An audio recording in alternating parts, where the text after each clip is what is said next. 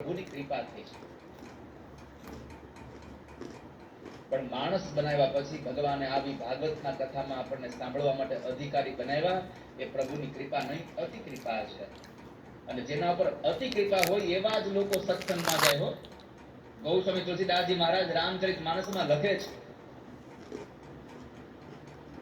અતિ હરિ કૃપા જાહિ પર હોઈ, અતિ